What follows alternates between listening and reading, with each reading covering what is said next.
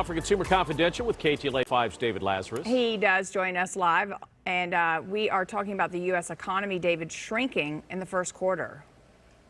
Indeed, and the thing that's really alarming here is nobody saw it coming because we've had months of steady growth for the U.S. economy despite the pandemic, despite the war in Ukraine. The economy has been on a tear, except in the first quarter, where it shrank by 1.4%.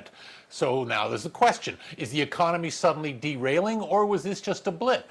Most analysts going with blip. The thinking here is that this is a factor not just of inflation, but also of a widening trade deficit, and that's why the economy had a setback in the first 3 months of the year. But overall, most analysts are expecting growth to resume, so it doesn't seem to be a freak-out moment. Nevertheless, this comes amid warnings of a major recession from Deutsche Bank and other financial players. Don't forget, a recession is when you have contraction of the economy for 2 quarters in a row. All right, now we've just had 1 quarter, so that puts us halfway to that particular milestone.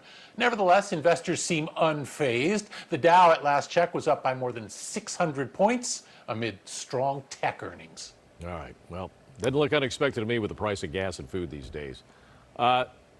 All right, a different kind of oil shortage could be brewing. Yeah, and speaking of the price of food, Glenn, we're talking about palm oil. 60% of the world's supply of palm oil comes from Indonesia. And Indonesia this week said it is going to halt its exports of this widely used ingredient as it deals with domestic shortages. They're putting their interests clearly ahead of everyone else's. But the reason we're all concerned is that palm oil is widely used in many foods, including candy, ice cream, pizza dough, cooking oil. It's also an ingredient in many cosmetics. So with Indonesia cutting off much of the supply of this, well, it's not going to affect prices right away. But at a time when consumer prices are at a 40-year high, this is yet another thing that can drive sticker shock at the grocery store. And this comes amid shortages of other key food ingredients like wheat and sunflower oil, both of which were impacted by the war in Ukraine. So this is going to be something else that the Federal Reserve will be keeping an eye on as it tries to tackle high inflation through a series of interest rate hikes. And that, as Deutsche Bank was signaling earlier, could have economic ramifications.